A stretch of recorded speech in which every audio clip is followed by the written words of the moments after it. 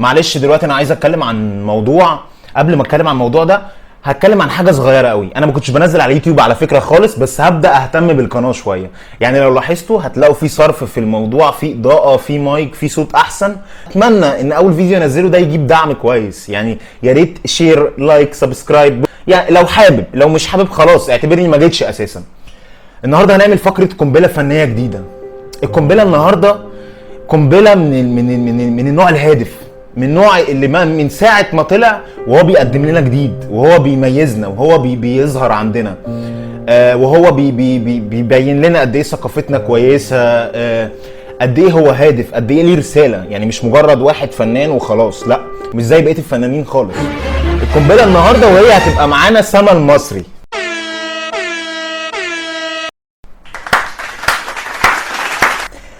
نزل كليب لسما المصري وهو اسمه هادف جدا بصراحه، شدني. ما بلاش من تحت يا حوده.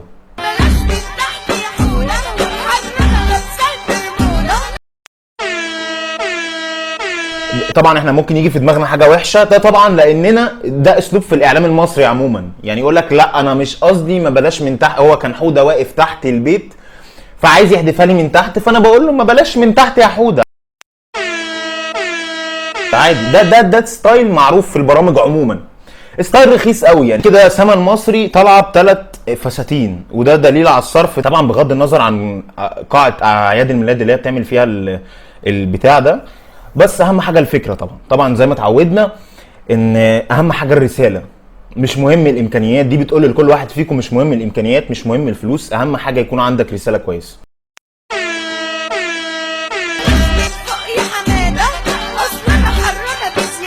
ما بلاش من فوق يا حماده. فهو تقريبا حوده نده على حماده يطلع فوق العماره وعايز يرمي لها لحاجه.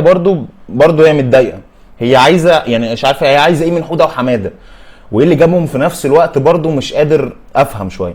بس اللي نفهمه من الموضوع ان المكان، يعني على حسب ما انا فهمت، ان المكان كان فيه اكتر من حد. يعني على فكره انت ممكن لما تسمع الاغنيه دي تقول ان سما المصري كانت قاعده مثلا معاها حوده وحماده. لا ده غلط، في يا جماعه مجموعه كامله، بس هي تقريبا حوده وحماده اللي مضايقينها، الباقي قشطه. ده اللي اكتشفته برضو من الاغنيه، في اشخاص مش مفهومه وغالبا هيظهر في اخر الاغنيه. دول ما ضايقوهاش عادي، ما بيعملوا ايه ما اعرفش، بس هم اللي ضايقوها حوده وحماده عشان واحد تحت والتاني فوق. وده اكبر دليل ان في حد تاني غيرها، غير حوده وحماده. اكيد مش يعني سما المصري زي ما احنا عارفين حاجه صعبه قوي، فمش حوده وحماده اللي هيحرروها. قالوا للشمال توبي قالت مين هيملى جيوبي. قالوا للشمال توبي قالت مين هيملى جيوبي. دي جابتها صريحه بقى. طبعا شويه مزيكا هايله مع رقصه بجعه مش فاهمها، وبيبدا يظهر عدد من الافراد في الكليب تقريبا. يعني ما اظنش ان ده حماده وحوده فيهم، والا ما كانتش، يعني هي متضايقه منهم، قفشه منهم اساسا، فمش اكيد مش هطلعها معاها في الكليب.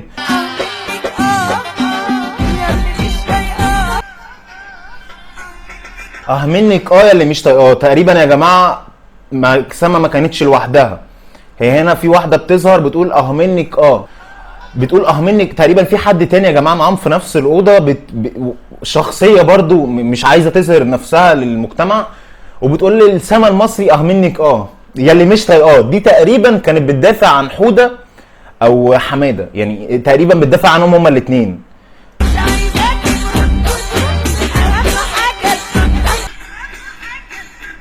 ايه معلش اهم حاجه ايه؟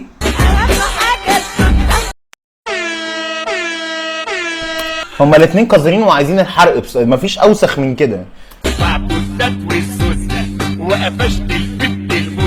تقريبا بقى يا جماعه حوده بيظهر في الاخر بيقول 4 حاجات كده وغزه، وقفشت البت المزه.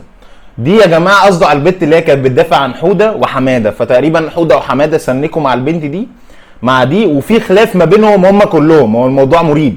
بترجع تاني طبعا سما المصري برضو تبدا تقنع حوده وحماده وان هي لابسه برموده والجو حر.